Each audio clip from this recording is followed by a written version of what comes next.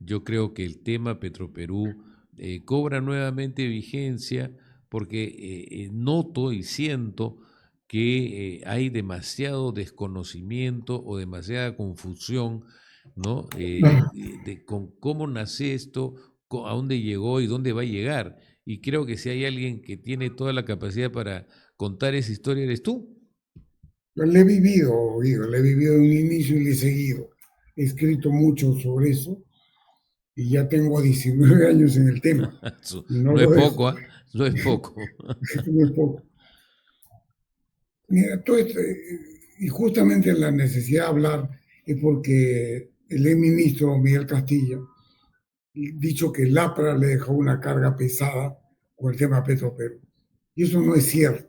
Y es importante aclarar cómo empieza esto. En julio del 2006 el APRA entra al gobierno y se dé una ley de marzo del 2006 que al diésel hay que bajarle la cantidad de azufre 50 partes por millón. Lo que se producía en Perú tenía más de 2.500 partes por millón. Para que los buses que usaban diésel pasaban por el centro de Lima y era una nube negra impresionante, ¿no es cierto? Eso José es un Leal poco, Cocharcas. exacto, el cocharca José Leal, ¿te acuerdas? Entonces, bien la ley, marzo del 2006, gobierno del APRA entra en julio, pero lo de marzo del 2006, del 50 partes por millón, pone plazo con una ley del Congreso que dice que a partir del 1 de enero de 2010 el diésel debe tener 50 partes por millón y estamos ubicados en julio de 2006 y eso era el APRA. Y yo entro a Petroperú justamente en el inicio del gobierno del APRA. Había que cumplir eso. Entonces, uno se pregunta, y bueno, ¿y cuánto cuesta? Había algunos números ya previos en Petro, eso podía costar 500, 600 millones de dólares, cifra preliminar, azufre. O sea, Yo, reducir el azufre. sí, solo el azufre. Pregunta inmediata, ¿cómo se paga? ¿Por qué? Porque estamos en un gobierno donde ni me imaginaba pedir un centavo, ni menos una garantía en mi historia de Economía y Finanzas. Había un eslogan, el gobierno aprista, que decía que el Perú avanza a pesar de Carranza. Ese era el eslogan, porque sencillamente no dejaba, digamos, manejar caja fiscal, por decirlo, es duro, un cajero muy duro. Entonces, la pregunta era, ¿se paga o no se paga? La respuesta era no. O sea, el producto combustible con bajo contenido de azufre 50 versus el actual, sencillamente se recaudaba lo mismo, no se pagaba. La pregunta inmediata es, ¿qué hacemos? Alguien planteó, modernicemos, pues. A ver, como trabajo complementario. ¿Qué significaba modernizar? Significaba aumentar la capacidad de producción, prepara la refinería para comprar crudo de menor calidad que es más barato y producir combustible de calidad. ¿Y cuánto cuesta eso? Contratamos una empresa que se llama Artur Delito, que es conocida, nos dijo, cuesta 1.300. Y la pregunta es, ¿cómo se paga? Y la respuesta era sí. Entonces, hasta ahí, la decisión era, bueno, vamos a desulfurizar, que se llama, y vamos a, de otro lado, a modernizar. Tener una refinería que consuma insumos mucho más baratos y produzca combustible de calidad. Y eso va más mal. Ese es el concepto. Y el diferencial ese me imagino que era el que iba a cubrir el costo de los 1.000 y tantos millones. Así es, así es. Pero inmediatamente viene el tema, es ya pues, ¿cómo se hace un proyecto? Hay que contratar ingeniería. Estamos ubicados en el segundo semestre del 2006. Contactamos con la empresa de ingeniería y decían, mira, para tu información, nos decían, estamos súper ocupados, el mundo está haciendo lo mismo que ustedes. Ustedes son muy pequeños y nosotros lo que hacemos es ingeniería con derecho a construcción. Eso es lo que hacían. Es decir, contrátame la ingeniería y dame el derecho a construcción, el cual tú tienes una capacidad de veto de decir sigues o no sigues. Ese es el modelo. Ese modelo se necesitaba un marco legal para eso y un modelo de contrato. Y se contrató una firma inglesa de abogados que es muy conocida, se llama Clifford Chance, que tenía experiencia en Medio Oriente y en Asia, ese tipo de cosas. Tenía mucha experiencia en Japón, sobre todo. Y ese modelo lo que permitía que un proyecto usual, que esto demora 7 años, en este caso no demora 7 años, sino 19, se puede hacer en 4 o 5 años. Yeah. Ese es el modelo. Y contrataron ellos una contraparte peruana en abogados, que fue el estudio de Checopar. Y con eso hizo un modelo de negocio. Entonces, ese modelo de negocio era contrata ingeniería con derecho a construcción, que es importante explicar, porque eso no se entiende. Explícate un ratito, discúlpame. El concepto del derecho de construcción es que el diseño de ingeniería me debería dar a mí la posibilidad de llevar adelante ese diseño de ingeniería ya en lo que es la obra en sí misma. Claro, claro. Entonces, ¿qué es lo que ocurre? Como este modelo le llaman un modelo de vía rápido, fast track, para ser un poquito guachafo. Entonces, el que hace la ingeniería, con el 30% de ingeniería de detalle, se compromete a dar una cifra cerrada para la construcción. Es el modelo. Ya. Con el 30% de ingeniería de detalle, me comprometo a una cifra cerrada, suma alzada, para construir. Eso es el compromiso. Pero, por supuesto, cuando tengan ingeniería al 30%, te lanzo un número y tú como cliente dirás si vas o no vas. Puedes decir, no voy, lo licito y la ingeniería es tuya. Eso puede hacer. ¿Existía ese modelo en Perú? Sí. Lo había hecho Pampa Melchorita en la planta de licuefacción de Hanoi. Ya. Había empezado en 2005 con unos traspiezas. Pampa Melchorita en el 2005 pensaba que la planta de licuefacción costaba 1.800 millones de dólares. Cuando una firma americana se llama KBR, y cuando hace el mismo modelo le lleva el número, le dice, ¿cuánto cuesta KBR? 3.800. Wow. No cuesta 1.800. Se pelean, chao KBR, y contratan una firma, el Hanoi contra una firma americana que se llama CBI, Chicago Bridge. Chicago Bridge le dice, después de 6 meses de analizar, efectivamente, son 3.800 millones de dólares. Ah, caray. Eso es lo que cuesta, yo lo hago. Y se lo dieron. Entonces, el modelo de hacer en vía rápida ingeniería con derecho a construcción existía un antecedente en el Perú, en el sector privado. Se había presentado en 2005 y en términos reales en 2007 ya habían arribado a esto que le daban por 3.800, lo que pensaban que era 1.800. Eso fue en el Así caso de... En el claro, caso y había de... otro antecedente en la región, que era en Colombia, que lo había contratado Álvaro Uribe en la refinería de Cartagena, que estaba a cargo también del CBI. Son modelos con riesgo, ¿no? Para el contratista, no para el cliente. Claro. Y eso no se entiende. No se entiende cómo es la ingeniería con el derecho a construcción. El tema era quién decide el derecho a construcción. Claro. El tema es que el gobierno aprista termina en el 2011, en julio, tiene contratado a la empresa que es ingeniería con derecho a construcción, que es el español Técnicas Reunidas, pero están en proceso de desarrollo de ingeniería. Y ya correspondía al gobierno de Humala que le hicieran la propuesta del derecho a construcción con un número. Y ahí es que entra el tema Castilla. Cortemos ahí un minuto porque esto se está poniendo muy interesante y muy picante, pero hagamos un Por cortito supuesto. y regresamos. Aquí estamos de regreso en esta interesantísima explicación que nos está dando César y nos habíamos quedado viendo cómo es que ingresa en el tema el exministro Castilla y César nos lo va a explicar. Dale, César. Ya, bueno, entonces decía, el gobierno del APRA toma los servicios contratistas de ingeniería con derecho a construcción y deja el proceso en elaboración de ingeniería. Y el monto del que podrían ejercer derecho a construcción ya correspondía al gobierno de Humala. Entonces sale la empresa Técnicas Reunidas y en diciembre, en más o menos el último trimestre del 2012, le dice al gobierno de Humala, esto cuesta 2.700 millones de dólares. Lo que es la renovación completa de Talara. Ahí viene el tema. A eso es, eso Porque eso quiero es lo que que me no lo entendían. expliques. ¿Por qué? Porque la construcción es una parte del costo. Y la Ya, construcción tiene dos cosas. La parte refinera, donde tú transformas el petróleo crudo en combustible, ya. los servicios auxiliares. Es decir, el que te produce agua, el que te produce vapor, el que te produce hidrógeno, el que te produce electricidad. Y eso costaba adicionalmente, con un estimado de esa época, 800 más. O sea, el proyecto no era 2.700, sino 2.700 más 800. 3.500. 3.500.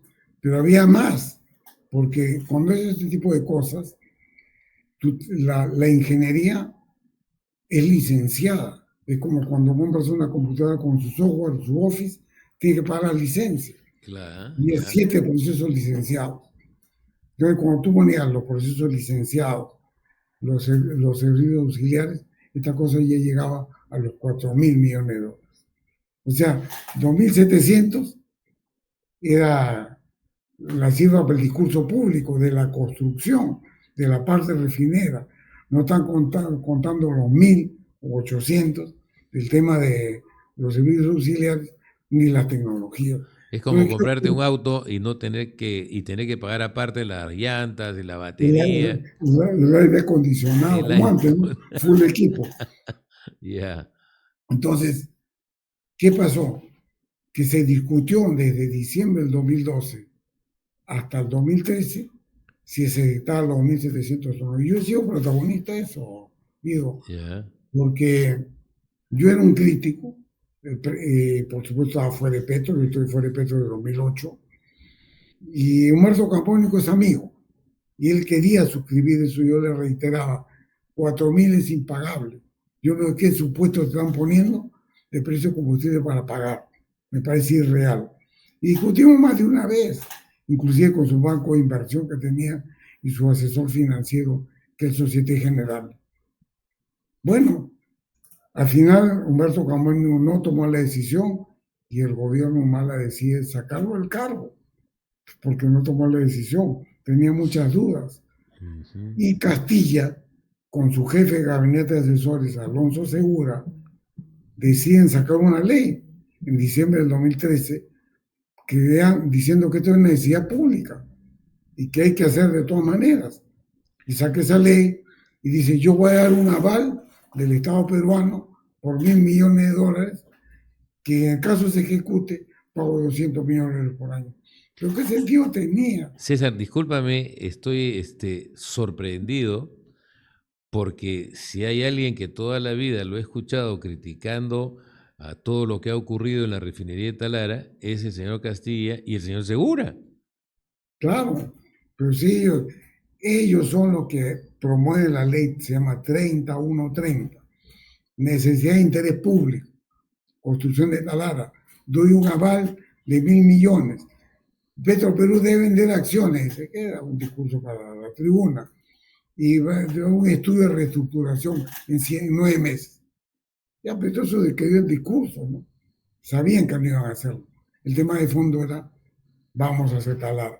Y un gran despliegue mediático, Guido, diciendo, aprueban Talara por 2.700 millones de euros. Era una cifra mentirosa. El tema era solamente la construcción de la parte refinera, valía 2.700. Y así acaba el gobierno de Humala, pero con algo más grave. Pues sabiendo que cuesta 4.000, de los cuales 2.700 la parte refinera, que es lo que volanteaban, no hubo cierre financiero. Es decir, no he garantizado que alguien me lo financie. Doy una garantía por 1.000 de algo que necesita 4.000. Y se fueron felices. Viene el gobierno de PPK y lo primero que hace el gobierno de PPK, y eso es lo único bueno que tuvo en este tema, es sincerar. Mostró los contratos, mostró las cifras y dijo que a esas alturas eso valía 5.500. ¿Y esos mil Entonces, quinientos más, de dónde salieron?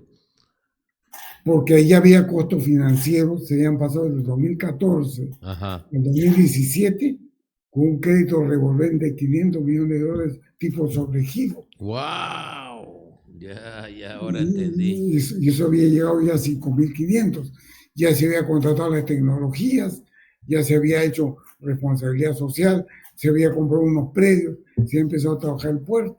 Ya todo eso costaba 5.500. Un tema más grave, porque supone que los 1.700 del EPC, que le llaman la ingeniería de construcción, supone que era una suma alzada, pero sacan por fuera un conjunto de obras complementarias con cargo a Petro Perú. O sea, saca un paquete de obras que no están en el EPC, construcción de edificios, interferencias, lubricación de equipos, que eso ¿Y, y costaba como eso, 1000 más. y eso quién lo saca? ¿El directorio de Petro? Claro, pero eso lo con conocimiento de, De, por de- supuesto, el MEF. del El MEF, MEF era sin parte duda de la Junta alguna. de Accionistas y el Ministerio de Regímenes también. Claro. Eso lo conocían. Entonces, que no me venga a decir que el APRA le endorsó pues una carga pesada. Lo que heredó fue un contrato con derecho a construcción y que ellos mintieron diciendo que costaba 2.700 millones de dólares, cuando a esa altura ya valía 4.000. Las cifras se encierran con Kuczynski y con Kuczynski dice vale 5.500. ¿Qué competía Kuczynski? En ese momento decirle, mira, si 4.000 no es pagable, 5.500 peor, pues, ¿no? Claro. Y lo que hubiera hecho es separo, pues, hago el azufre y no hago el resto. Se podía. Eso hizo Repsol, le costó 800 millones. A Pedro le iba a costar 1.000. Repsol en Pampilla. Solo en Pampilla. Eso lo hizo la Pampilla. Ya. Pero bueno, teníamos un gabinete de lujo, pues, ¿no? El gabinete de lujo era amante de la emisión de bonos. Ajá. Entonces aprueban en el primer trimestre, en marzo del 2017, aprueban una emisión de bonos por 3.000 millones. Ahí ya estaba Torne, ¿no? Ahí estaba Alfredo Torres, 3.000 millones. Y comienzan a gestionar un crédito sindicado en Europa por 1.300 más. O sea, 3.000 más 1.300, 4.300. Ya se acercaba a la cifra real del proyecto, que era 5.500. Ese crédito sindicado pedían aval. Y ya el Estado peruano decía, oye, no solo Carlos de Castilla 2.000, pagadero 200 por año, sino que Kuczynski le dio un aumento de capital a Petro Perú de 325 millones de dólares. Entonces, como que ya se comprometían con el aval, hablaron con una agencia de crédito de exportación española que se llama CESE. Y esa agencia de crédito de exportación española le puso una garantía al Estado peruano por 1.300. Entonces, el endeudamiento fue 3.000 en bonos, 1.300 en crédito sindicado, liderado por Deutsche Bank. Ahí era ya 4.300. Eso era impagable, pues. Eso era impagable. Y no terminó la historia todavía. Qué impresionante, qué impresionante. Paremos ahí a respirar y a tomarnos una agüita, porque esta historia va a sacar ronchas, mi querido César, porque finalmente es importante que la ciudadanía, el país, los profesionales, los técnicos, los obreros, todo el mundo sepa cómo ha sido esta historia y por qué estamos como estamos. Un corte y regresamos. Guido, llama la atención probablemente muchas de las cosas que estoy diciendo. Y tú mismo estás sorprendido porque hay muy poca información pública de lo que estoy diciendo. Tremendamente sorprendido y realmente se me vienen 800 preguntas, pero estoy seguro que todavía hay mucho material que tú nos vas a ir dando en este proceso, porque se han dicho, después de escucharte a ti, repaso todo lo que he escuchado y se han dicho una cantidad tan grande de informaciones equivocadas, distorsionadas y creo que hasta malintencionadas a lo largo del tiempo con respecto a Petroperú, que esto, lo que estás haciendo y contando esta historia es un documento histórico, César. Así que, por favor, continúa. Perfecto, Guido. Mira, entonces ya se tiene una cifra real, 5.500, ya se tiene un financiamiento, 3.000 millones de dólares en bonos, 1.300 créditos indicados en gestión.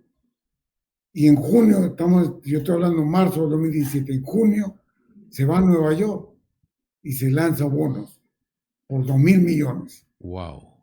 Y fue un éxito. ¿Por qué? Porque Perú tenía calificación de grado de inversión en ese momento, casi no una calificación soberana de Perú. Entonces la demanda fue grande, se colocó y bueno, al final el mercado quedó contento, Perú fue por las nubes y mira lo que pasó. La revista Latin Finance premió a Perú por la colocación de bonos. Y Eso lo reflejó Petroperú en el segundo semestre de 2017. El crédito sindicado caminaba, ya PPK a final de 2017 estaba en la etapa terminal de su mandato por el Sí, tema estaba económico. tambaleándose totalmente, ¿no? Claro, pero ya está en camino el crédito sindicado. Bueno, y antes de irse la gestión de PPK y entre Vizcarra, ya Vizcarra idea todo esto. Lo que ocurre es que faltaba la contratación de los servicios auxiliares. Se habían contratado la parte refinera 2.700, se habían olvidado todo el resto, que valía 1.300, y faltaban los servicios auxiliares. Y hacen un concurso y ganan un consorcio español-chino. Cobra con Sinohydro por cerca de 900 millones de dólares por servicios auxiliares. Entonces eso se sumó a todo lo que veníamos hablando. Ahora, la que lideraba esto era, ¿cómo se llama? La española, ¿no? No, ya la gestión de esto de Cobra con Hidro lo hace Petroperú directamente. Ah, En directamente. concurso. Ya, ya, En ya. concurso. Técnicas reunidas tenía la parte refinera y las obras complementarias participaron varios. Por ejemplo, intervino JJ Camet, intervino Graña, intervino una serie de contratistas nacionales. Ya. Ese fue más de ciento y tantos millones de dólares Ajá. en obras complementarias. Bueno, entonces se suma todo el paquete y se llega al año 2022, donde ya se sinceran las cosas. No se puede pagar, pues están carruseteando el crédito sindicado que habían pedido desde el inicio del gobierno de PPK, se hace efectivo en noviembre del 2018 y comienza un carruseteo con ese dinero. Se cambia el logo de Petroperú, se compra una barcaza para surcar el río Amazonas, la ola loca. Eso es lo que La se dice. hora loca. Qué barbaridad. Qué Entonces, carnaval. Ahí estaba, presidía Vizcarra. ¿Y quién era el ministro de Economía en ese momento? ¿Recuerdas? claro, Oliva, Ya, Carlos Carlos Oliva. Oliva, claro, Carlos Oliva. Y bueno, siguieron, nada, digamos, la Junta de Accionistas no veía nada y seguían así hasta mayo del 2022, cuando vuelve Campónico Petroperú Claro. y se encuentra con que Oscar Graham se da cuenta, ministro de Economía de Castilla, de Pedro Castillo, que necesita un apoyo de 750 millones de dólares como préstamo, más una línea de crédito para importaciones, para gasto de importaciones, no para el producto, de 500 millones de soles. Se los da. Y luego viene julio del 2022, Curburneo. Me Claro. convoca, el primer día en el ministerio me convoca a mí, el campónico al presidente. Como lo conozco como 30 años, me piden mi opinión, le digo, ¿sabes qué? Los 750 van a quedar cortos, sería bueno sincerar. Y Humberto lo que dijo fue, el día que pido un sol más me voy. Esto ya era cuesta abajo en la rodada, César. Y en octubre del 2022, Burneo no dio un sol, sino 1.000 millones de dólares. ¿Y quién era el que estaba detrás impulsando esto? Porque lo que pasa es digamos, la gerencia de Petroperú realmente manejaba el directorio. El directorio tenía muy poco conocimiento, no profundizaba. Y eso fue lo que ocurrió. Entonces, les apoya con 1.000, se acaba Burneo, pues se acaba Castillo, entra Alex Contreras, no ministro, no le da un mango. Pedro Franque previo, ¿no? Sí, es el único que no pudo, no le dio nada. Y ahí viene el amigo José Arista, febrero del año 2024. Ni un centavo más, exceso de sueldo, hay que vender activos. Bueno, cuando se fue, capitalizó 1.550 millones de dólares de deuda, lo superó Burneo en 50%, y encima lo que hizo fue darle 2 líneas de crédito por 1.000 millones el Banco de la Nación, más un apoyo de 170 millones de dólares Dios adicionales santo. en diciembre de 24. Es un poco la historia completa, resumida en pocos minutos. Ahora, detrás de esta acción de Arista estaba evidentemente este grupo de gente vinculada a Petroperú y totalmente ligada a la presidenta Boluarte, ¿no? por supuesto. Y lo que pasa es que los directorios, digo, este es un tema complejo. Entonces, cuando te hacen números para ver en qué condiciones pago, los números empiezan con supuestos del precio del combustible y el precio del crudo a futuro. Y ahí entra cualquier cosa. Pues. Sí, pues. Yo le preguntaría a Castilla de Segura, ¿cuáles eran los números cuando firmaron el contrato? Ay, dime sus supuestos, publíquenlos. Le preguntaría a Torne cuáles los números de los supuestos cuando hicieron la colocación de bonos. Y sencillamente, si los exhibiera, va a ser cualquier cosa que no se condice absoluto con la realidad. Claro, esto es una historia de irresponsabilidades sucesivas, ¿no? En el tiempo y de falta de un criterio claro de qué podía hacerse y qué no podía hacerse y qué podía y hasta cuándo podría llegar. Hay algo que tú has dicho que a mí me ha dejado perplejo. Con 800 millones la Pampilla resolvió el problema. Claro, por supuesto, porque decidió lo que la lógica mandaba. Y la lógica mandaba ir solamente por la desulfurización, que era mandatorio. Y con eso se cumplía con el dispositivo Por legal supuesto, que se había lo hicieron para establecido. gasolinas y diésel, pero para eso Rexol hizo un aumento de capital de 100 millones de dólares. ¿No? Y bueno, pues, Y en el aumento de capital pero se ponlo al sacó. lado de Petro Ah, y por supuesto, son maicito, ¿no? claro. Es Entonces, impresionante. Y ahí hay una sucesión de responsables increíble, ¿no? y eso que no entramos a los detalles, de cómo creció el costo, porque cuando hacen los 1.700, que no ha costado 2.700, ¿ah? Ha Ajá, costado 3.200, aparte de las obras que han salido por claro. otro lado. La pregunta es, ¿y quién da fe del monto? Bueno, esto acá se contrató un supervisor de obras, una compañía que se le conoce como PMC, que es el Project Management Consultancy, y una empresa que se llama Inelectra, que venía a Venezuela y que la contrataron la filial argentina. Ellos deberían dar fe si los montos eran los montos, si iba a pagar o no se iba a pagar. Dijeron que sí. Luego contrataron nuevamente a Artur Delito, dijo que sí. Quisiera verlos ahora, a ver qué me dicen.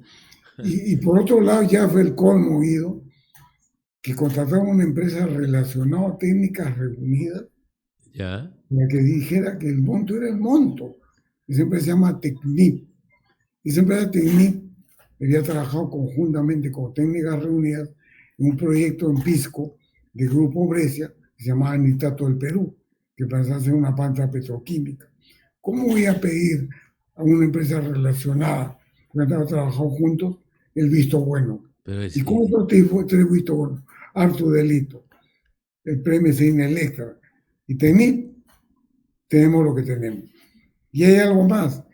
Y lo peor que he ido es que entre intereses y asesoría financiera se han gastado 1.000 millones de dólares en la ejecución del proyecto. Eso es inconcebible.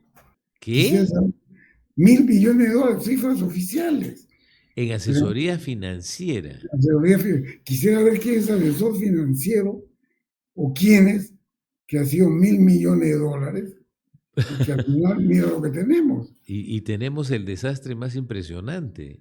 Oye, acá ya comenzamos a rascar un poco más y vamos a encontrar delitos penales, ¿no? O sea, cosas incomprensibles y jugadas debajo de la mesa, porque 1.000 millones por simplemente evaluaciones financieras desastrosas, por otro Por lado. supuesto, ahí están los resultados, ¿no?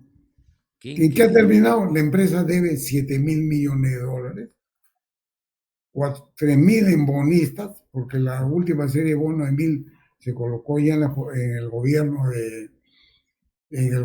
de Vizcarra, perdón, de Ya. Sagasti, en Ujú. febrero del año 2021, se Ajá. colocó la tercera serie. Entonces tenemos 3.000 millones en bonos, 1.300 en créditos sindicados, ahí van Claro. 4.300, Y bueno, y más lo que se da al Banco de la Nación, que son 2.000 millones, 6.300. Más proveedores, suma 7.000. Eso es lo que se ve. Y ahora viene, si nos da el tiempo, la pregunta final, mi querido César. ¿Qué harías con Petroperú hoy día? Mira, hoy día, bueno, este gobierno no va a hacer nada, le va a pasar la No, pelota al no, siguiente gobierno. obviamente, obviamente. Mira, sincerar las cifras, que inclusive con lo que estoy diciendo, no estoy muy seguro que estas son las cifras, probablemente sean mayores los problemas. Yo creo que el Estado va a tener que capitalizar por lo menos la deuda del Banco de la Nación. Son 2.000 millones, ¿ah? Wow. Eso va al crédito, eso va al déficit fiscal, Directo, ¿ah? A la vena. directo. Y de ahí te vas a quedar con una empresa que debe como 4.000 millones, Que no puede pagar. que no puede pagar. Y buscar en esas condiciones un socio va a ser difícil. Imposible. Probablemente va a tener que tomar parte de la creencia de los bonos, digamos como 1.000 millones, y compartir una empresa que dé 3.000 y buscar un posible socio. Eso es lo que hay que hacer.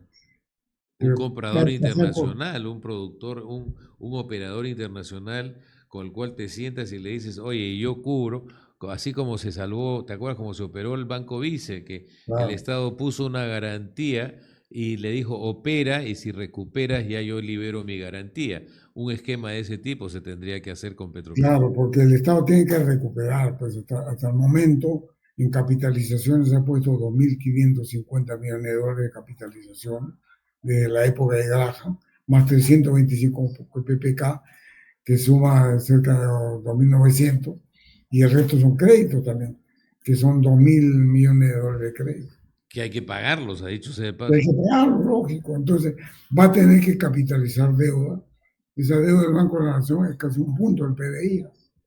Este, Sí, eso claro. es inevitable, pero tiene que haber una estrategia.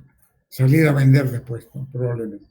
Claro, ofrecer todo un paquete digamos, de poner Petroperú en condiciones de que alguien pueda interesarse en comprarla, cosa que no va a ser fácil y va a ser Claro, costoso. porque si hoy día quisiera decir, la vendo, nadie te la compra. No, pues, Y la otra que te dicen, quiébrala. Ahí ya, el día de mañana, los bonistas que tienen pero 1.000 de principal 2032, 2.000, 2046, te vienen al día siguiente a cobrarle al Estado peruano, que es el claro, único propietario. claro, claro. O sea, tampoco la puedes quebrar porque tendrías que pagar todo, cada uno de todos los bonos que has emitido, que te termina saliendo inclusive de repente hasta más caro. Y el crédito sindicado, que Claro está que sí. avalado por una entidad española, estatal. Uf, Esa es la historia resumida. La otra semana hablemos de cosas más más útiles, más agradables, alegres. ¿no? Sí. Pero César, importantísima esta información porque de alguna manera es necesario, era necesario que la mayor parte de las personas en nuestro país tengan una idea clara de la cantidad de negligencias y de la cantidad de errores y yo creo que también ciertas operaciones dudosísimas. No puedo creer estos 1.000 millones en asesorías financieras, por ejemplo, ¿no? O sea, eso me cuesta demasiado podérmelo creer como que fue un error nada más. Pero en fin, te agradezco lo que has hecho, maestro, porque realmente era necesarísimo para el futuro de lo que se puede hacer y lo que se debe hacer con Petroperú. Amigos, Gracias, Diego, gracias. no, Bueno, espero que hemos contribuido con algo a la claro que sí, ciudadanía. claro que sí, claro que sí.